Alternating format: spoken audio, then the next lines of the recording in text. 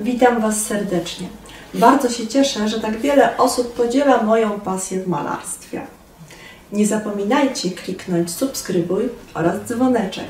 Dzięki temu będziecie mieć dostarczane informacje o każdym nowym pojawiającym się filmie. Jeśli natomiast chcecie zostać moim patronem, będziecie dostawać często nowe filmy dotyczące szkolenia z malarstwa. Wystarczy rozwinąć opis na dole.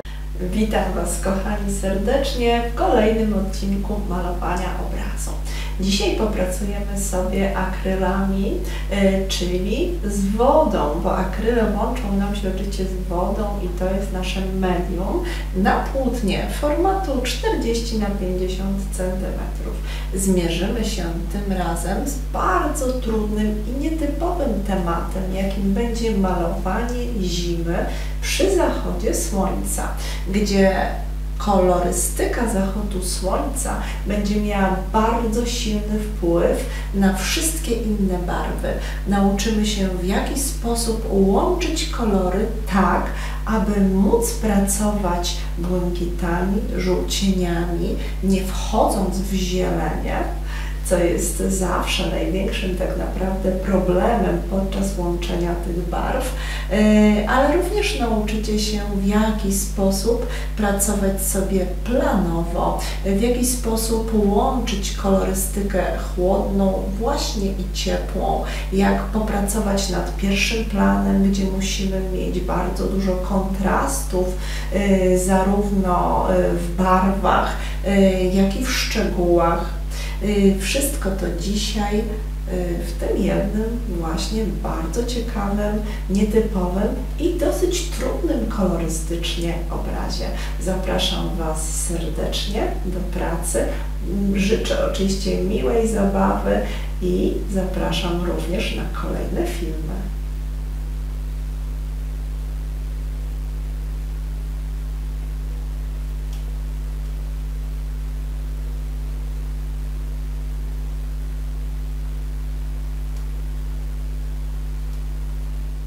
Przystępujemy do pracy nad naszym zimowym pejzażem. Na początek niewielkim pędzelkiem nylonowym wyznaczę sobie linię horyzontu i najważniejsze elementy, które będę malowała. Mniej więcej tak odrobinę poniżej środka naszego płótna, format 40 na 50 cm. Wyznaczę taką podstawową właśnie linię horyzontu, nad którą delikatnie pojawi mi się jeszcze taki trzeci, odległy plan. Z jednej i z drugiej strony w dużej odległości drzewa. No i rzeka, która będzie miała koryto, oczywiście rozszerzone w naszą stronę, ponieważ musimy stworzyć prawidłową perspektywę. Tu będzie wystawał jeszcze fragment brzegowy z jednej i z drugiej strony i oczywiście zaspy śnieżne. A tu pojawią nam się drzewa. To my tych drzew na razie nie będziemy, kochani, rozrysowywać, ponieważ tak naprawdę skupimy się najpierw na niebie. Te drzewa, które będą na pierwszym planie, bliżej nas, one będą malowane oczywiście już bliżej końcowego etapu. Pracujemy dzisiaj nad zachodem słońca, zimą.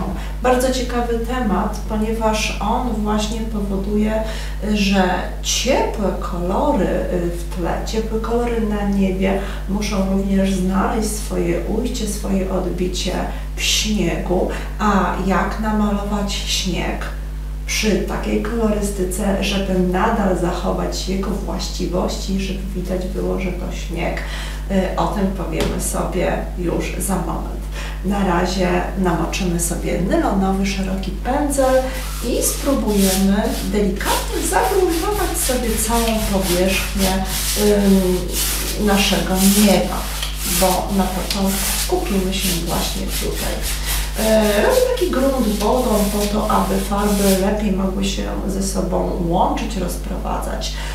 Teraz na pewno użyję bieli. Ta biel będzie mi potrzebna do stworzenia takich bardzo pastelowych, delikatnych barw.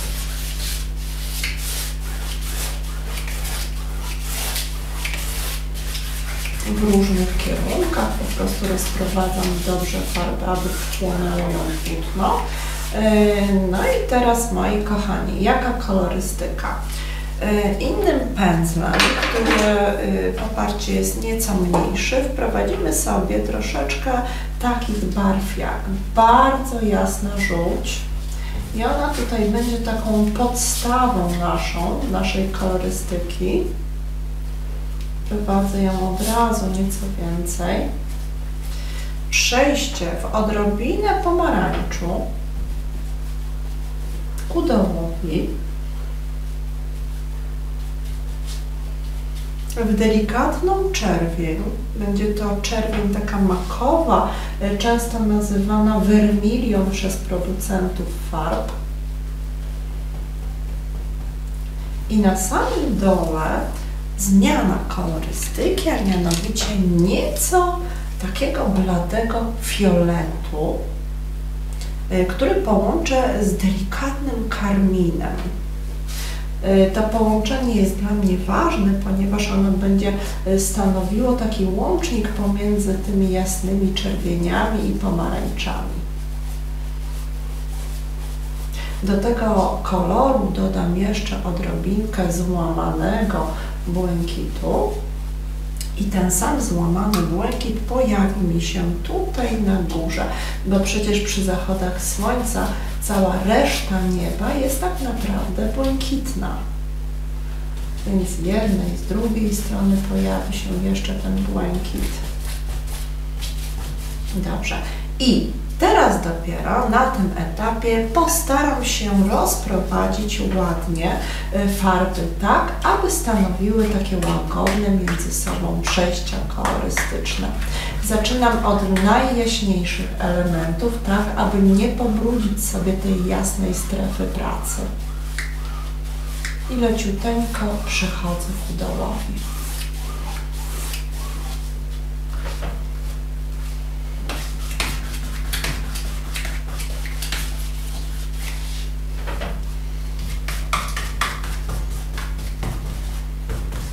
Dobrze. Teraz muszę umyć sobie na tym etapie pędzel i dobrze go osuszyć o ścieraczkę. I to jest bardzo ważny etap po to, aby móc pracować dalej czystymi barwami. Troszeczkę bieli, która nam oświetli nieco jeszcze sam środek.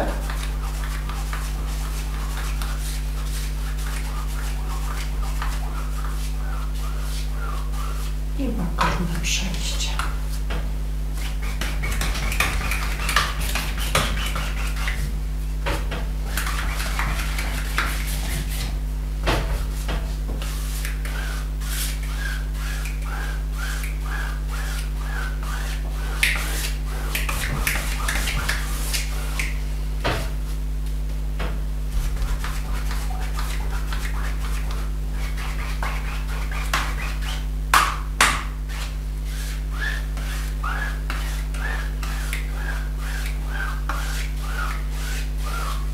Dobrze, kochani, na takim tle popracujemy sobie teraz nieco szpachelką, nakładając czystsze barwy.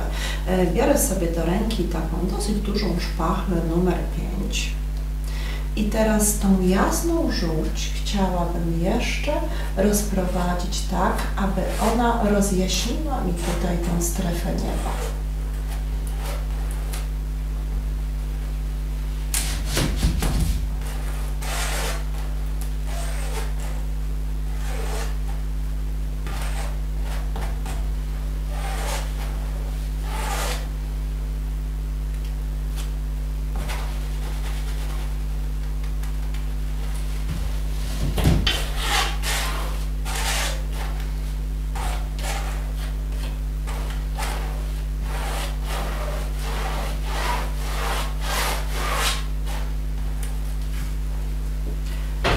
Dołożymy sobie teraz odrobinkę błękitów, nieco właśnie tutaj w tle.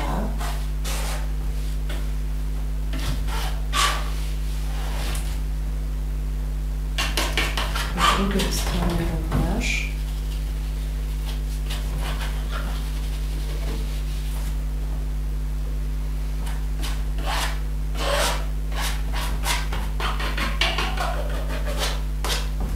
Tutaj na dole również chciałabym, żeby pojawiła się jeszcze taka strefa łącznie z tym naszym fioletem.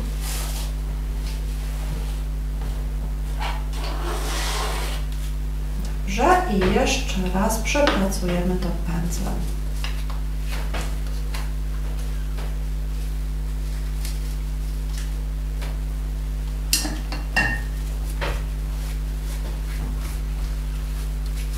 Oczyszczam go, musi być naprawdę już teraz suchy.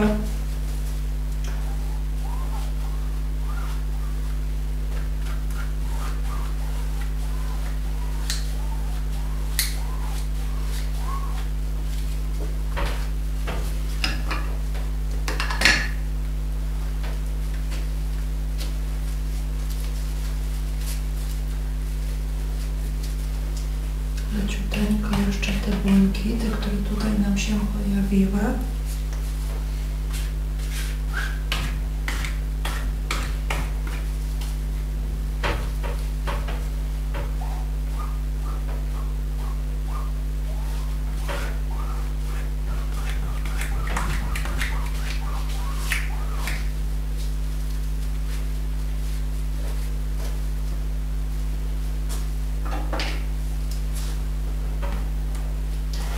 Jeszcze wygładzimy to sobie szpachą.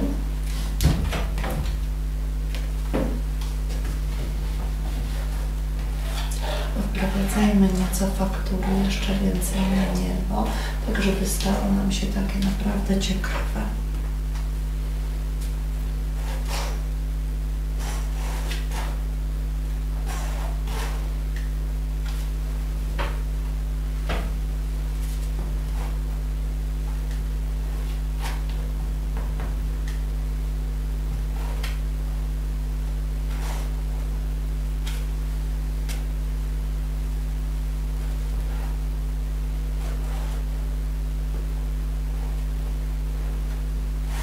Szpachelka potrzebuje odpowiedniej również ilości tutaj farby, tak aby rzeczywiście mogła pracować z tymi kolorami, które nawet są poparcie pod spodem. Chcę uzyskać taki efekt pięknego rozświetlenia tutaj nieba.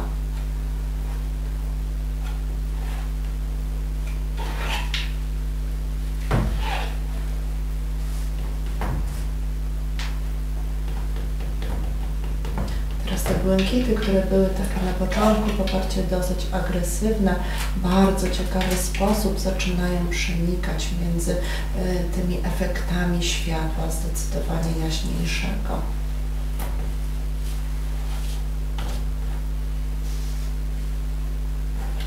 Łuny, które się pojawiają z fioletu pobieranego z dołu, są takie bardzo naturalne.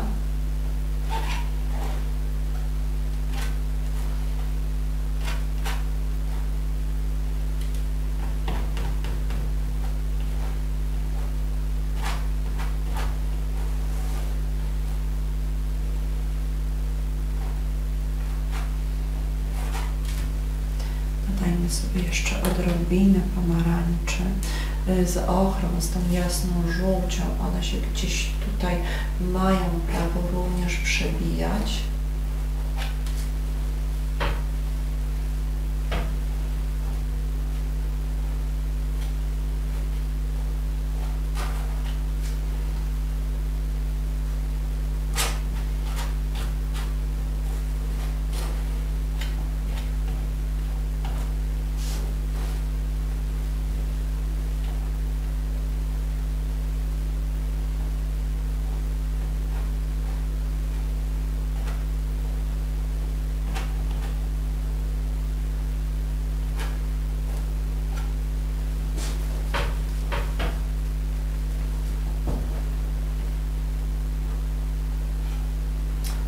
niego można tworzyć, popatrzcie, fantastyczne, bardzo ciekawe efekty takiego przejścia właśnie przenikającego się światła. Jeszcze odrobinę tutaj takich nieco bardziej czystych barw gdzieś na dole. One nam się za chwilę i tak pięknie stonują. Musimy jedynie uważać tak naprawdę na zielenie, które mogą się pojawić z połączenia błękitów i żółcieni.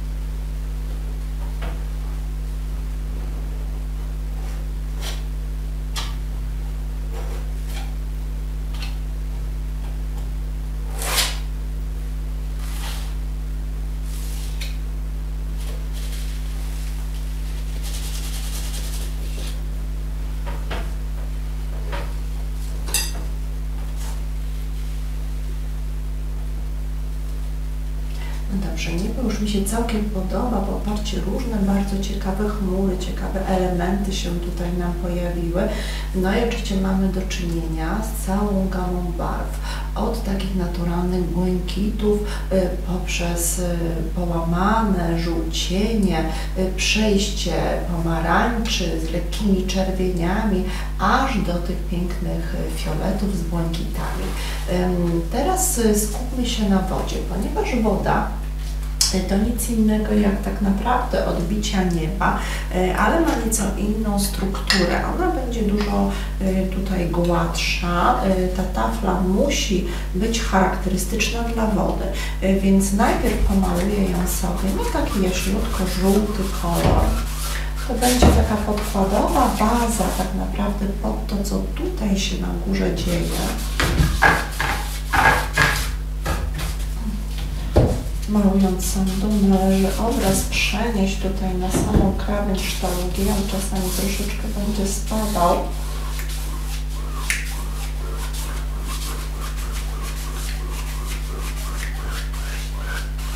Dobrze, i teraz musimy oczywiście uwzględnić różnorodność, jeszcze dodatkową kolorystyki, więc na dole, tak samo jak tu było na górze, damy nieco więcej błękitów. No a tu znajdzie się jeszcze dużo oświetlonych, ciepłych drzew, czyli musimy użyć troszeczkę jeszcze brązów, takich odcieni właśnie też troszkę pomarańczowych, to co znajdzie się na obrazie później, już teraz może mieć nieco tego odbicia w wodzie. Mocne kontrasty są tutaj bardzo też istotne, ponieważ mamy do czynienia z zachodem słońca, czyli jest już generalnie ciemno.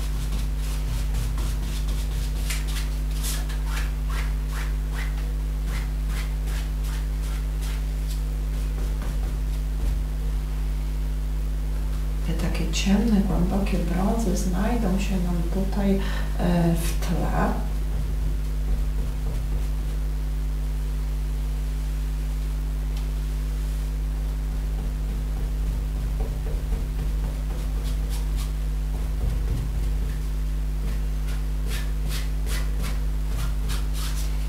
Tutaj będziemy mieli do czynienia z lądem, który na razie zaznaczymy sobie na takie ciemne fragmenty.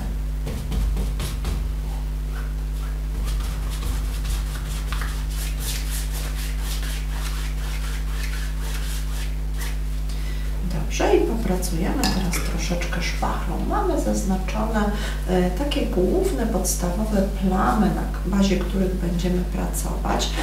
Natomiast teraz zaznaczmy sobie bardziej samo koryto rzeki, jak ono będzie przepływało.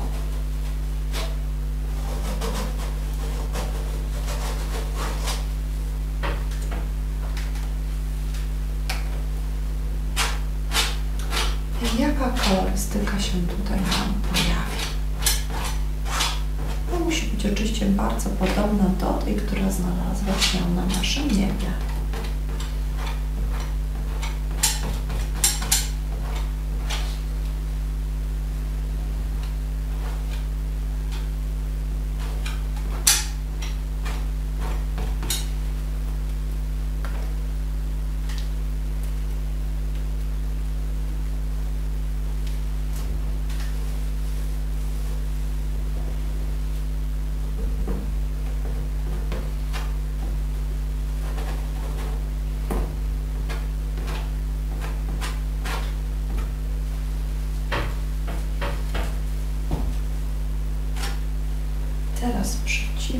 kierunku. Pokażemy gładką taflę. Wycieram cały czas szpachelka.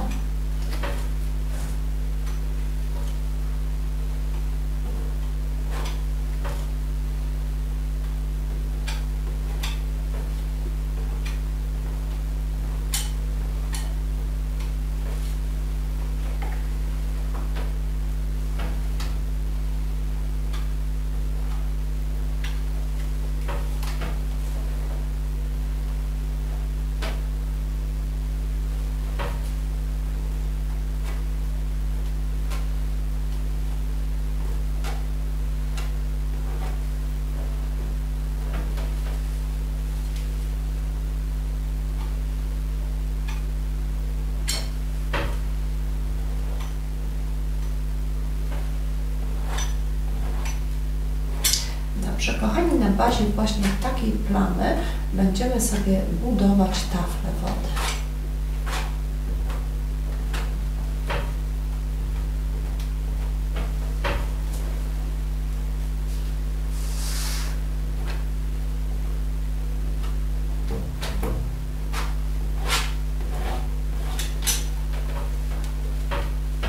Dobrze, mamy w tym momencie już naprawdę gruby podkład farby.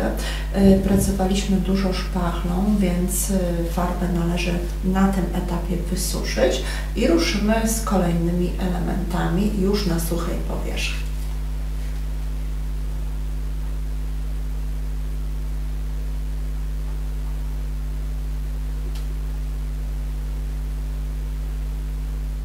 Obraz został już wysuszony, nasze wszystkie grube faktury są już teraz poparcie przygotowane do malowania.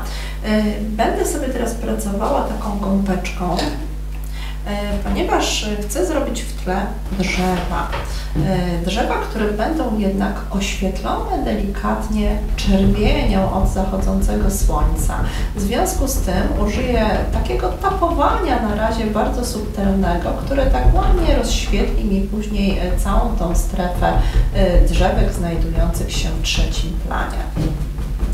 Umaczałam ją leciuteńko, delikatnie, zobaczcie, w wodzie i teraz taką cienką, delikatną warstewką pokrywam całą tą strefę.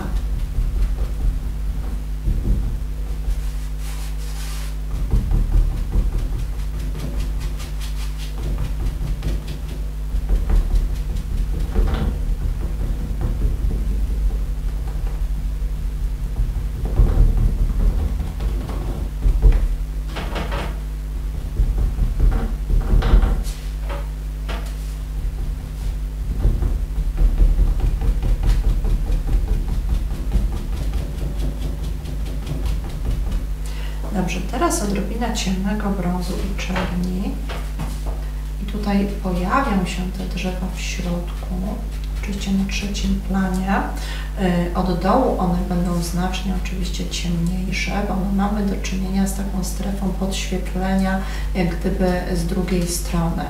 Tutaj mamy od przodu cień, natomiast z tamtej strony mamy strefę tego światła, więc drzewa muszą sprawiać wrażenie, że są właśnie oświetlone jak gdyby tak z tyłu i tylko na krawędziach gdzieś widać te prześwietlenia barwne.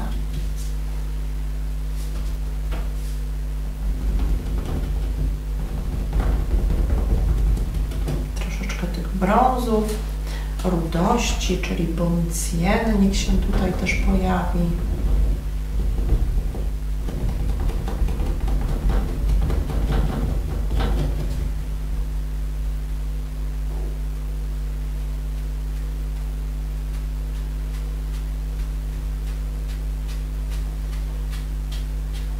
Gąbeczka daje nam taką ciekawą poparcie możliwość wyciągania takich włosków w zasadzie do góry, które pokazują gdzieś tam w odległości bardzo ciekawie nam drzewa. Teraz mała szpacheleczka i tą małą szpacheleczką jeszcze gdzie pojawiają się rozjaśnienia pokazujące na przykład pnie drzew.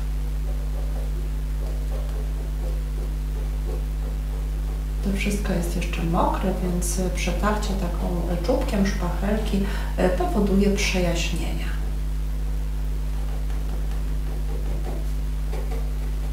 Oczywiście musimy takie rzeczy robić, zanim zdążą wyschnąć nam te wierzchnie warstwy farby.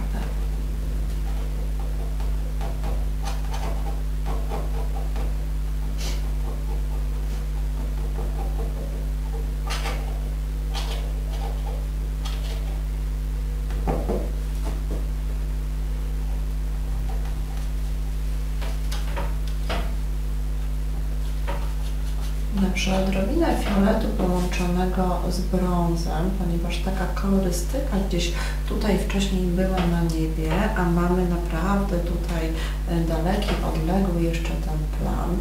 Tutaj leciutko jeszcze takie kolory mogą nam się pojawić również na strefie naszego lądu. One mogą być właśnie tak ciekawie oświetlone, z odrobiną również żółci, takiej tej bladej gdzieś na górze.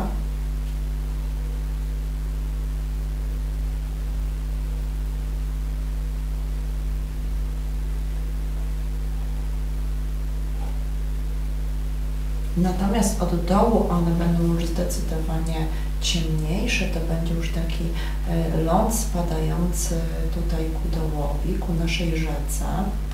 Pokażemy w ten sposób właśnie również to nachylenie terenu.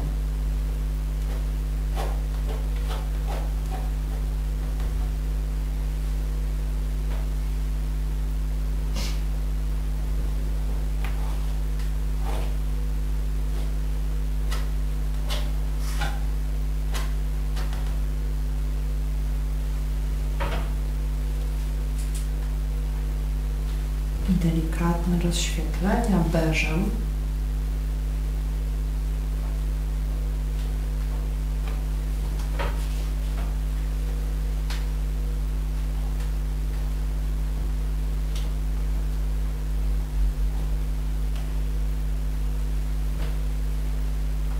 Z odrobiną bieli, ponieważ malujemy zimę, przypominam. I tutaj pojawią się jeszcze jakieś również partie śniegu, ale on musi być bardzo specyficznie oświetlone. Ponieważ mamy tutaj do czynienia z zachodem słońca, czyli wszystkie kolory, jakie tutaj się znajdują, tak naprawdę są uzależnione od oświetlenia na niebie.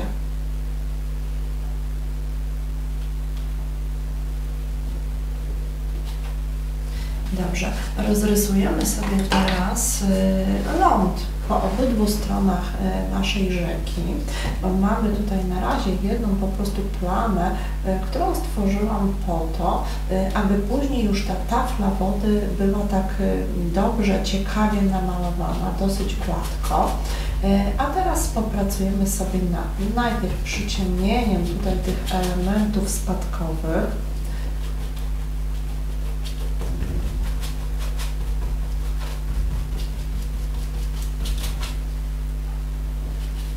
Musi być naprawdę ciemno, więc ciemny brąz w połączeniu z czernią jako podkład.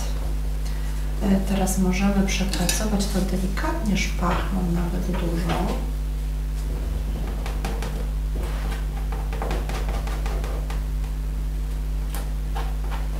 Wprowadzajmy tu troszeczkę takich właśnie elementów brązów, jakichś suchych traw, które mogły się nam tutaj pojawić. Właśnie troszeczkę z tymi beżami. To jest taki bardzo tutaj dobry kolor.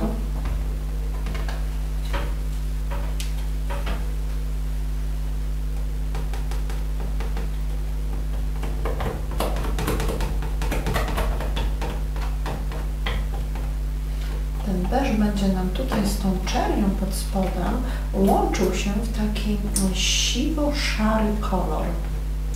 On będzie tutaj bardzo dobrze nam pasował do tej całej kolorystyki, no i generalnie jeszcze do śniegu, który się tutaj pojawi.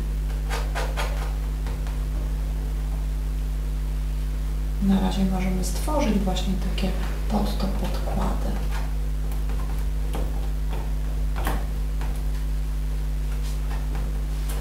No i z drugiej strony też rozrysujemy sobie, w jaki sposób tutaj przychodzi ląd.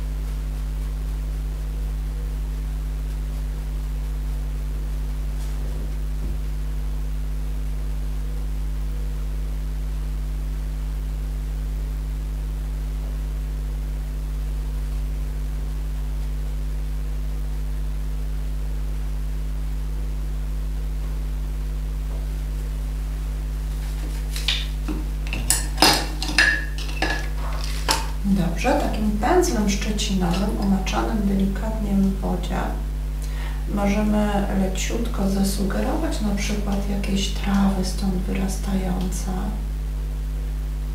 Są to oczywiście jakieś suche trawki, patyczki o tej porze roku, które mogą się pojawić nad wodą.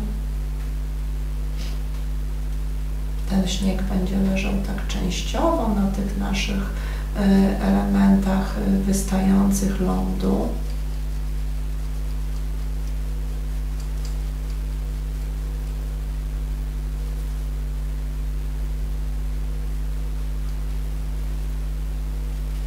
To samo będzie po tej stronie, nawet odrobinę z samą czernią, brązem. Tutaj taka większa strefa, powiedzmy, cienia niech będzie. Tu będą rosły duże, wystające drzewa.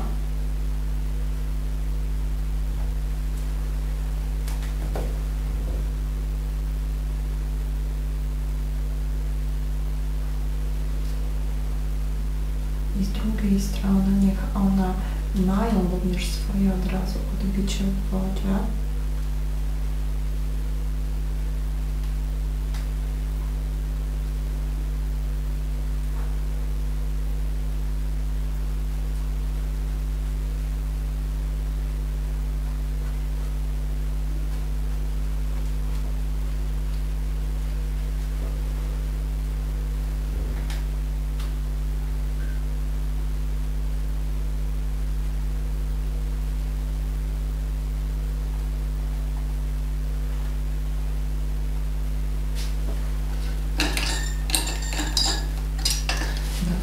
Teraz wyrysujemy sobie same kształty drzew. Zanim przejdziemy tutaj, niech to chwileczkę jeszcze nam podeschnie.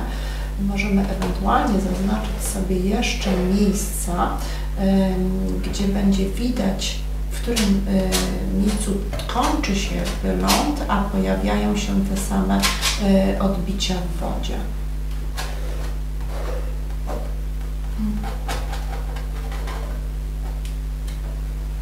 Sporo wody na szpachelka, farba czarna, brązowa.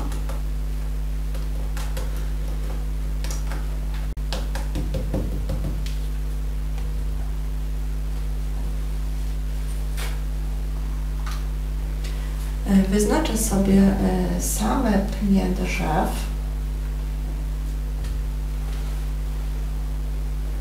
Maczając szpachelkę w wodzie, w farbie.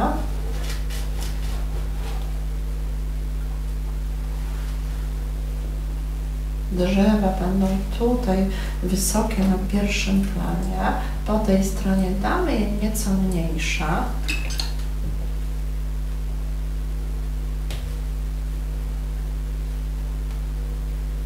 I teraz pogrubimy je troszeczkę odpowiednio, pracując pędzlem. Do tego celu wezmę taki pędzel, zobaczcie, mniej więcej tego formatu, płaski. Muszę mieć sporo wody nabranej, troszeczkę ciemnego koloru, bo wszystko mamy tutaj malowane tak naprawdę pod światło. I pracując sobie od dołu, jadąc tutaj po tych miejscach zaznaczonych szpachelką, stworzę sobie odpowiedniej szerokości pnia. Sporo wody, w innym przypadku nie pojedziemy taką kreską bezpośrednio do góry.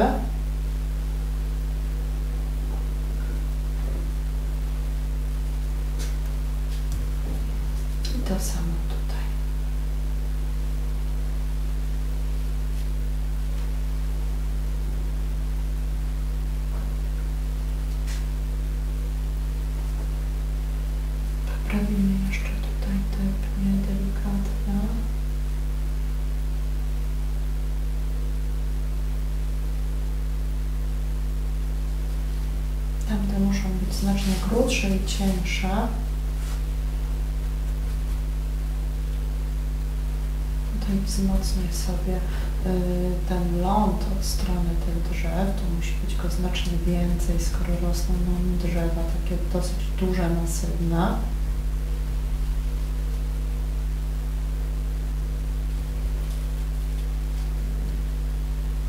Dobrze, no i teraz troszeczkę gałązek. Gałązki zdecydowanie cieńszym pędzlem, takim najlepiej lekko zaostrzonym. Dużo wody do farby, tak, aby można było poprowadzić cienkie kreseczki.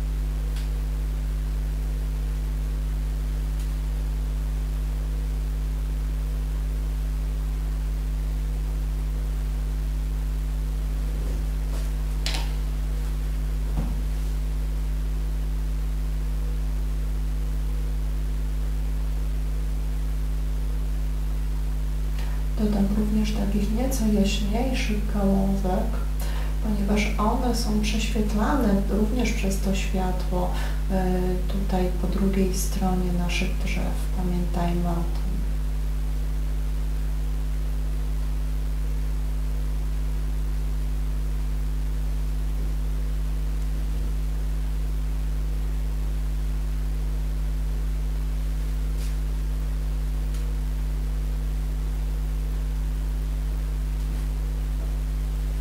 I te drzewa mogą być oświetlone również delikatnie właśnie tymi ciemnymi, na przykład czerwieniami, gdzieś od samego brzegu, bo one mają światło z drugiej strony. Więc od naszej strony muszą być bardzo ciemne.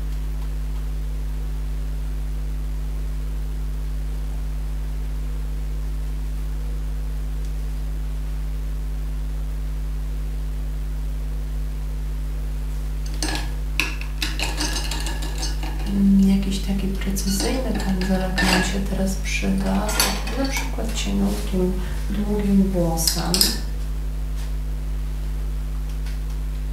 Tutaj te drzewka możemy również pokazać, że mają takie bardzo cienkie gałązki.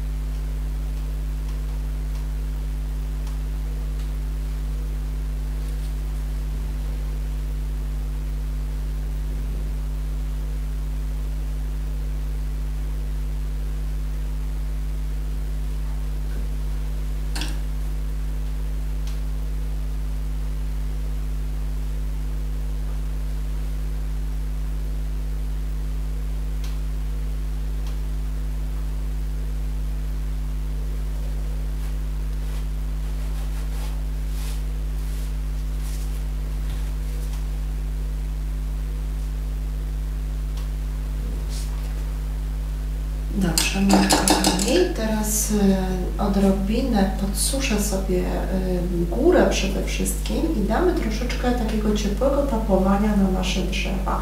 Muszę podsuszyć, dlatego że te wszystkie czarne kolory, one będą brudziły mi teraz jasne tapowania.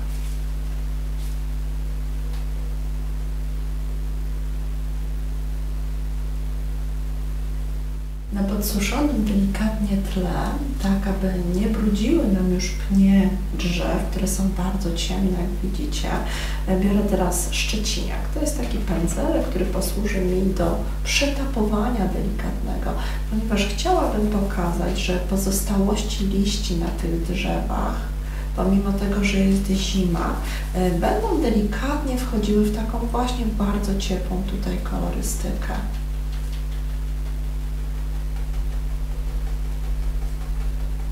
Chcę, żeby one się połączyły zupełnie tutaj z tym naszym tłem, więc bardzo jasna żółć z odrobiną bieli tutaj się pojawi,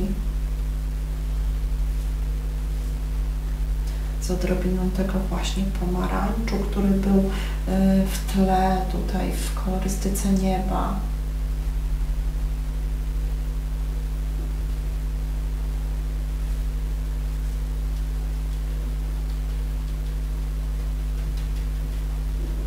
Niech te kolory tutaj przenikają się wzajemnie.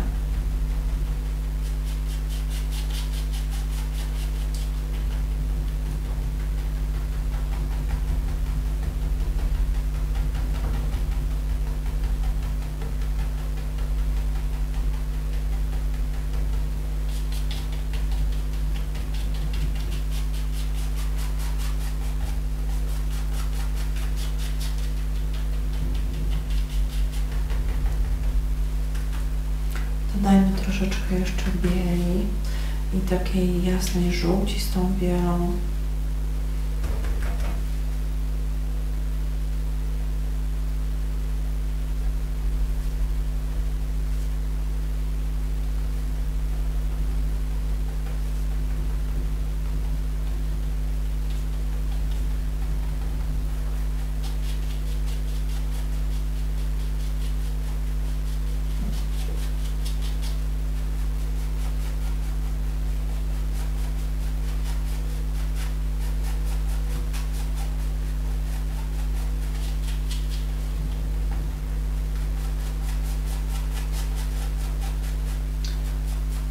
Jeszcze delikatna tutaj, taka jaśniejsza również poświata i leciutkie dosłownie gdzie dotknięcia tych drzewek, tak aby nie były takie strasznie zupełnie puste i suche.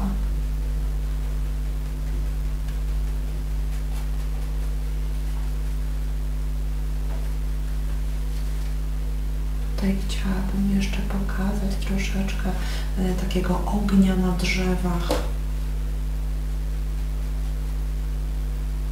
Tak, żeby było widać ten prawdziwy zachód słońca również w roślinności.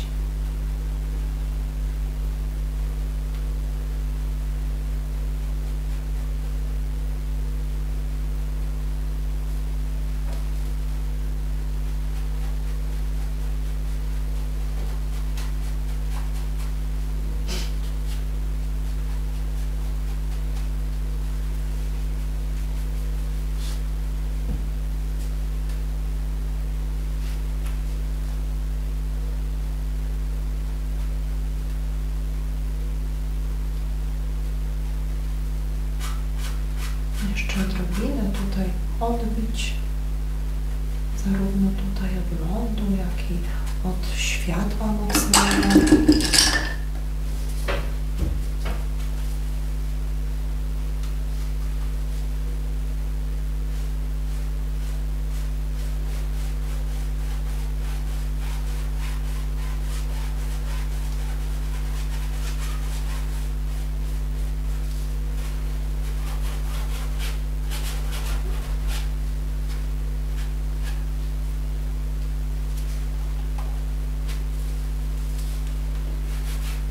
Niech to główne źródło światła pada nam tutaj mocnym takim strumieniem na naszą wodę.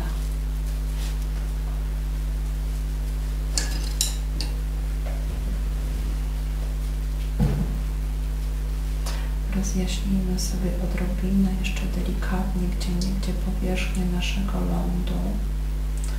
Dodajmy sobie troszeczkę rozświetlenia, pomimo tego, że tutaj powinno być ciemno, ale chciałabym to również nieco urozmaicić.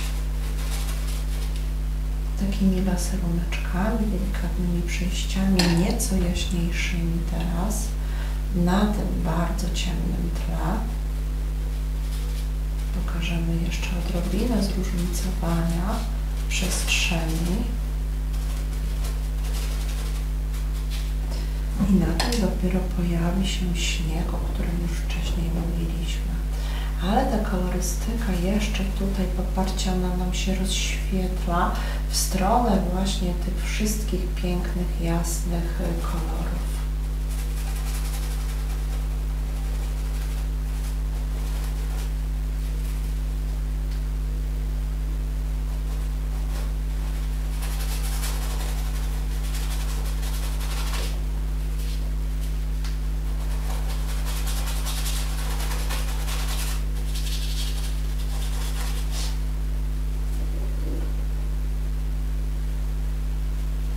Gdzieś tutaj z przodu, przed tymi drzewami, jeszcze jaśniejsze tony, które są nastawione na źródło światła.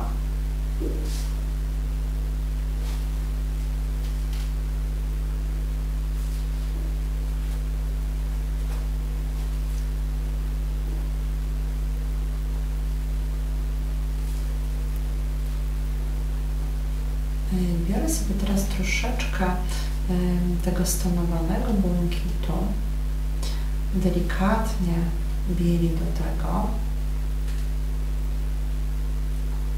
i z ultramaryną leciutko przerabiając ten kolor, ponieważ chciałabym, żeby pokazać lekki chłód tego śniegu najpierw, spróbujemy sobie wkładać tutaj właśnie odrobinę śniegu, tak jak przy roztopach.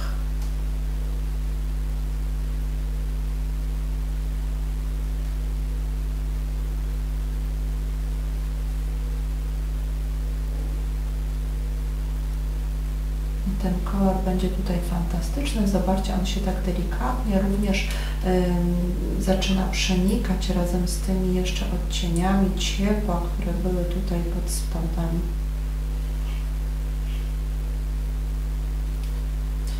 Od góry musi być nieco jaśniejszy, tam gdzie te partie są jaśniejsze, mogą być bardziej oświetlone.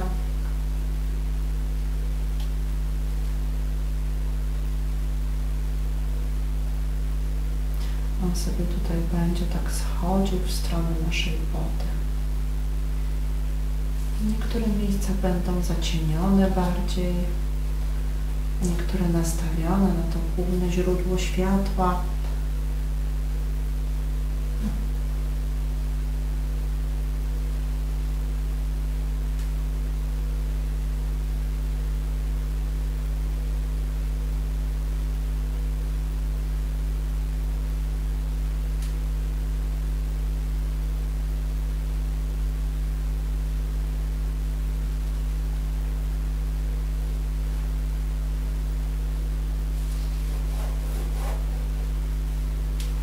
Że po drugiej stronie analogicznie, tam gdzie więcej cienia, damy odrobinę więcej tego błękitu paryskiego, takiego lekko nawet przełamanego delikatnie czernią.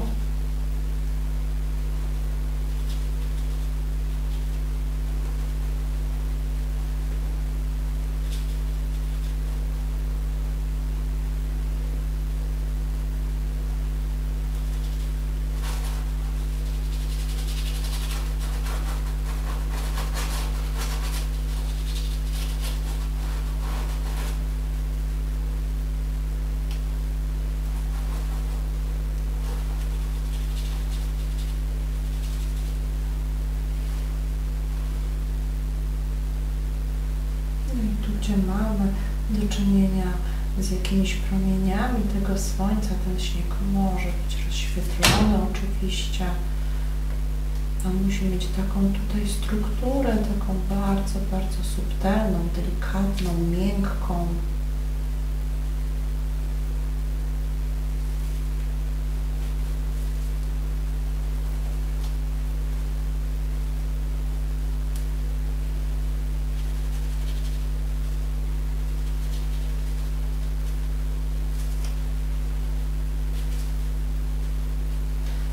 drzewami. On również może się gdzieś nam znaleźć.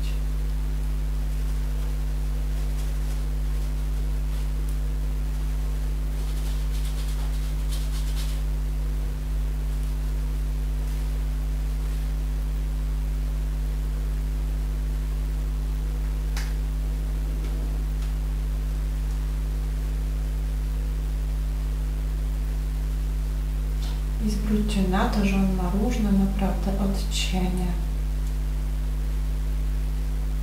Tam, gdzie pojawia się cień, oczywiście musimy go bardziej stonować, przychłodzić, dać więcej tego złamanego błękitu paryskiego. Niech on wchodzi w taką strefę tutaj szarości.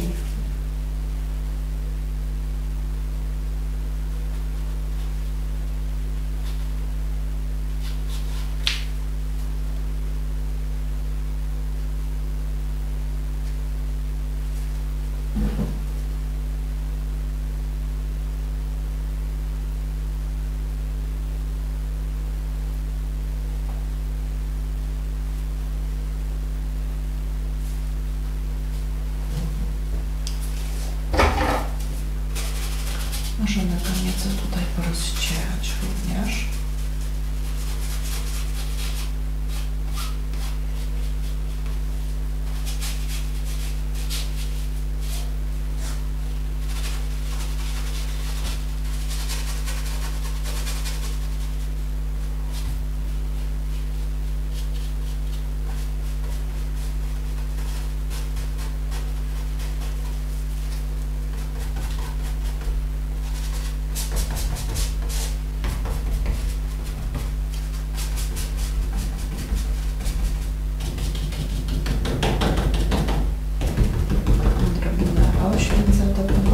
Jeszcze lekko śniegiem. Taka kolorystyka właśnie błękitna, jakaś szarawa z odrobiną bieli.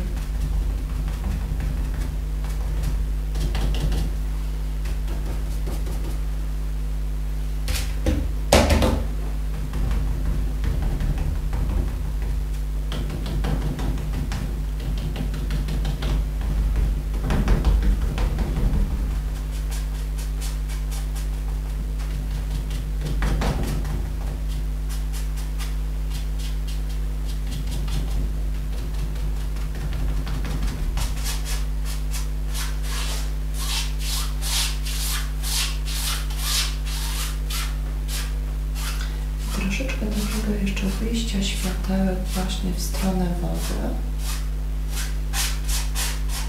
Również w odcieniach właśnie takich błękitów i bieli.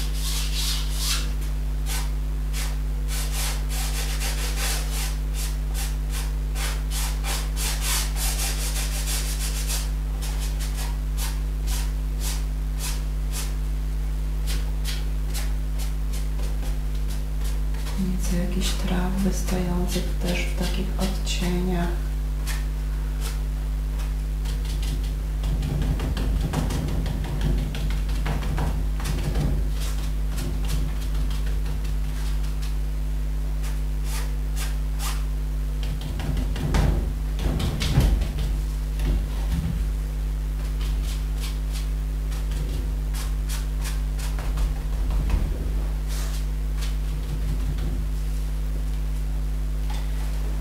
Dobrze, odrobinę dajmy teraz jeszcze cieniutkim pędzelkiem.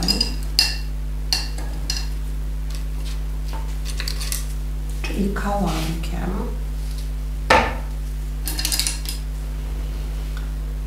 Troszeczkę takich brązów z czerniami. Jako takie cienkie, gdzieś delikatne poparcie zacieniowania, gałązki. Szczególnie na pierwszym planie bardzo przydadzą nam się jeszcze takie szczegóły, które będą pokazywały na przykład odbicia w wodzie, ale też i troszeczkę takiego ciepła, tak żeby teraz połączyć całą tą poparcie strefę, która jest bardzo ciepła, czyli przy zachodzie słońca, z tym, co zaczęło nam się dziać tutaj. My pokazujemy śnieg i ten śnieg musi łączyć się gdzieniegdzie również z elementami ciepłymi. Także nadamy troszeczkę tutaj również takiej strefy brązów, na przykład ciepłych. Będzie to tak bardzo ciekawie tutaj wyglądało.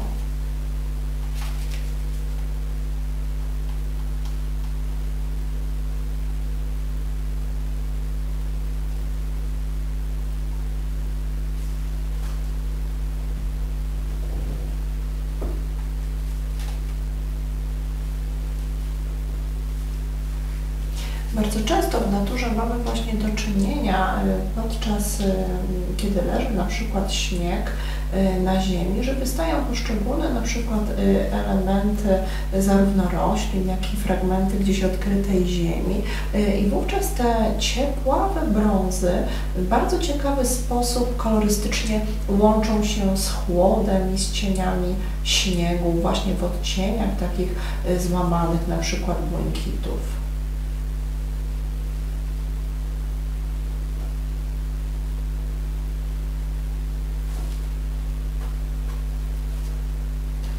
Daję tu celowo troszeczkę więcej kontrastów, bo mamy do czynienia absolutnie tutaj z pierwszym planem i tutaj aż prosi się, żeby dać po prostu więcej jakichś takich wzmocnień, jakichś takich elementów bardzo szczegółowych, takich, które mają jak najbardziej możliwość pojawiania się blisko naszego wzroku, czyli na tym pierwszym planie.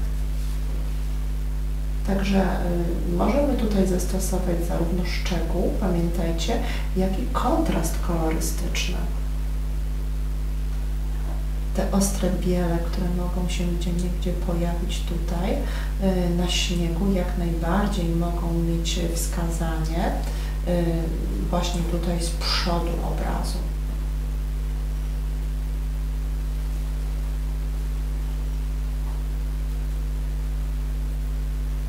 Światełka na wodzie.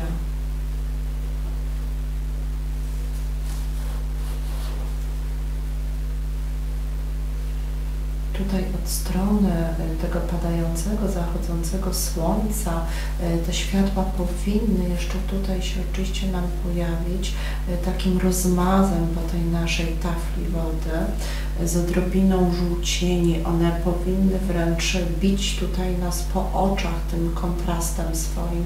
Zobaczcie, jakie fantastyczne zestawienie tych chłodów pozornych naszego śniegu z tymi właśnie bardzo pięknymi, mocnymi zestawieniami czystych kolorów.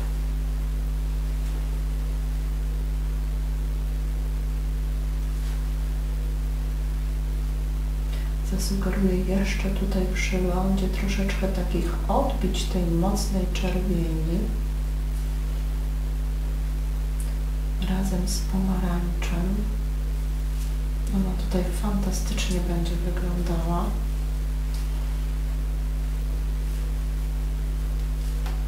Niech nam jeszcze to się zaświeci mocno.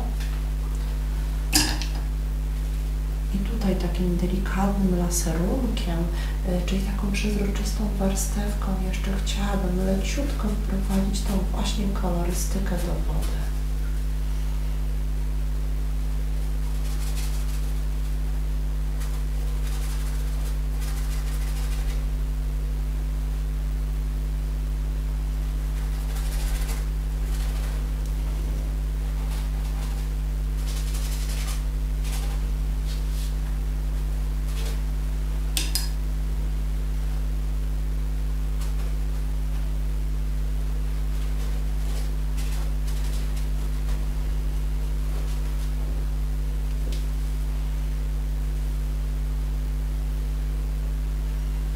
Jeszcze tutaj odrobinę kontrastu, bo tutaj też oczywiście jest pierwszy plan po drugiej stronie.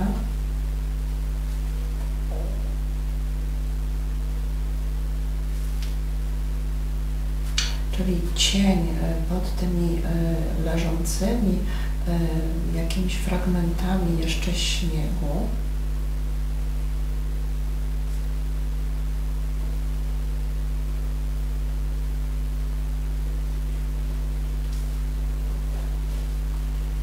Tutaj naprawdę dużo się dzieje.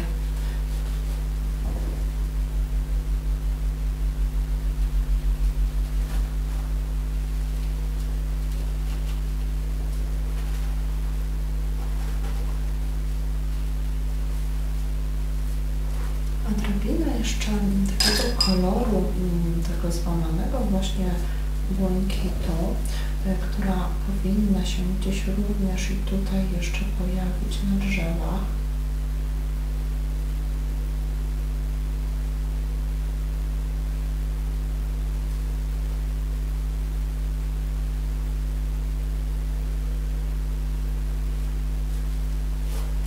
Mamy poparcie takie fantastyczne, naprawdę łączniki, bardzo ciekawe, kolorystyczne.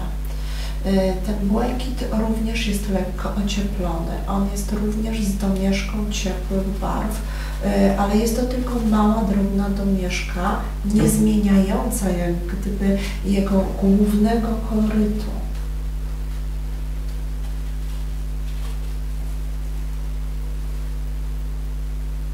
Połączenia tak naprawdę trudne, dlatego że grożą nam wejściem w zielenie. Mamy do czynienia zarówno z żółcieniami, pomarańczami, jak i tym błękitem właśnie charakterystycznym dla leżącego jeszcze tutaj przy roztopach śniegu.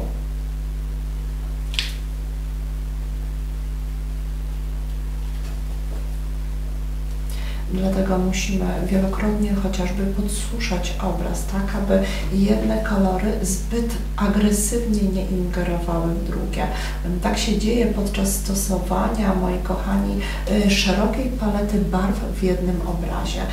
Kiedy mamy do czynienia zarówno z całą gamą barw ciepłych, mocnych, takich jak właśnie ugry, pomarańcze i do tego zestawienie właśnie chłodów, ponieważ my chcemy pomimo wszystko pokazać, że śnieg ma ten chłodny odcień. I właśnie połączenie tych odcieni jest nieco niebezpieczne, dlatego radzę często podsuszać tak naprawdę płótno, żeby móc uzyskać odpowiedni efekt kolorystyczny. Ale my musimy oczywiście zmagać się z każdym problemem w malarstwie, no i również oczywiście z łączeniem tych barw. Nie możemy iść na łatwiznę i za każdym razem pracować tylko jedną gamą barw. Więc proponuję pomimo wszystko naprawdę zawsze spróbować się zmierzyć z jakimś problemem. Jeżeli go nie przerobimy, nie będziemy w stanie na pewno iść do przodu i pracować dalej.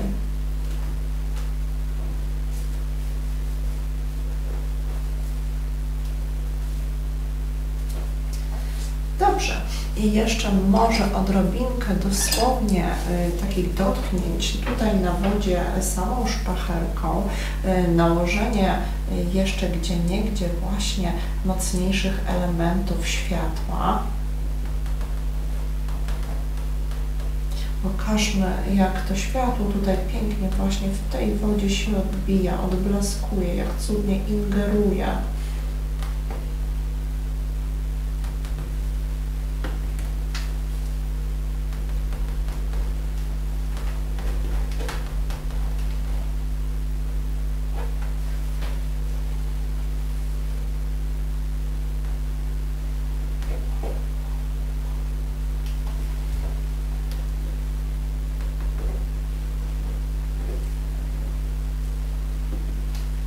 Dodajmy jeszcze kilka jakichś drobniutkich, na przykład białych gałązek, jeszcze lekko ośnieżonych. Niech one również się odbijają.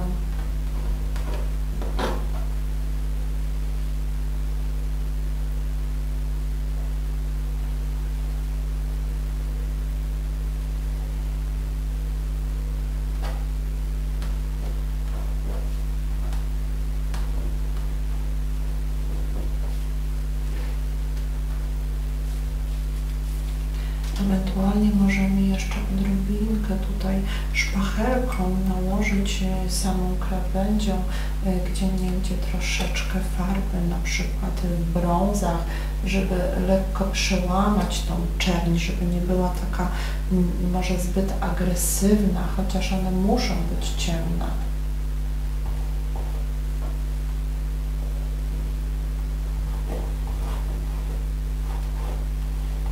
Można w ten sposób jeszcze tak dodatkowo ładną taką strukturę kory pokazywać.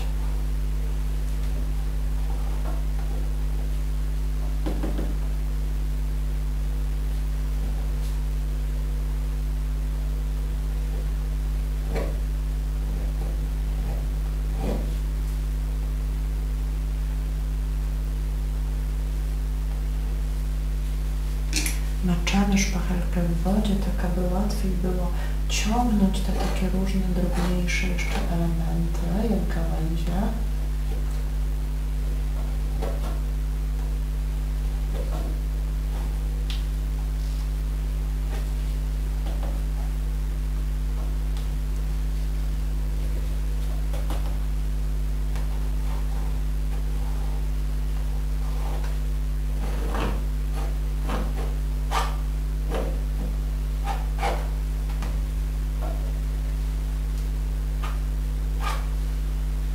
Odrobinę śniegu tutaj na dole.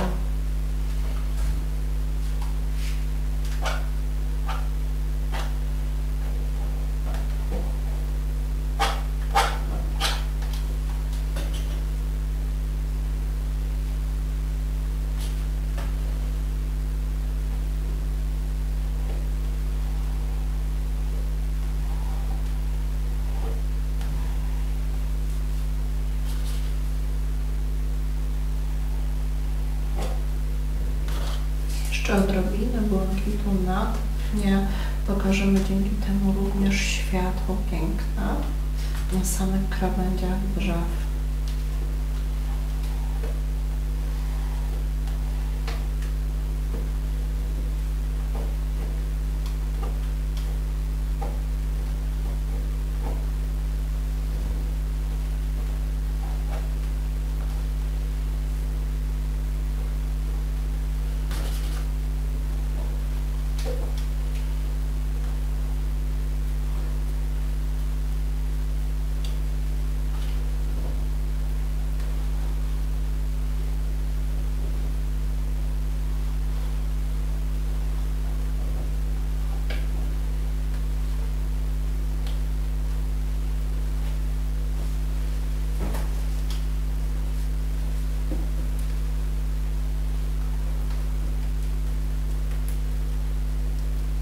Jeszcze odrobinę takiego bardzo czystego, bladego, żółciutkiego koloru. Jeszcze odrobinkę tego światła tutaj.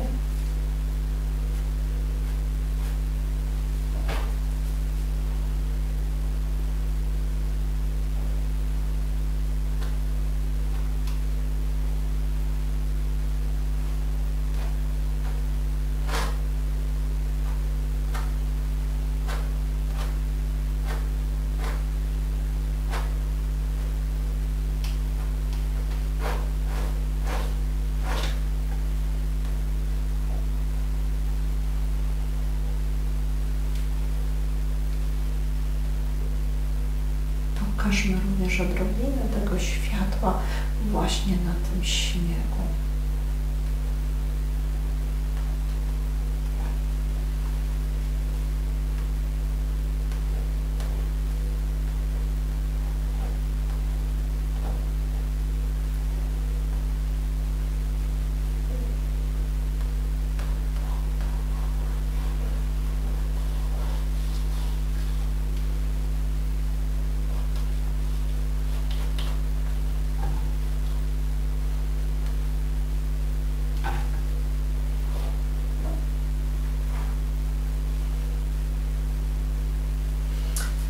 No dobrze, moi kochani, wydaje mi się, że na tym możemy zakończyć dzisiejszy etap malowania zimy, ale bardzo nietypowej zimy, bo przy zachodzie słońca dzisiaj zmierzyliśmy się właśnie z taką nietypową kolorystyką zarówno barw ciepłych, jak i zimnych. Dziękuję Wam pięknie za uwagę i oczywiście zapraszam do kolejnych filmów.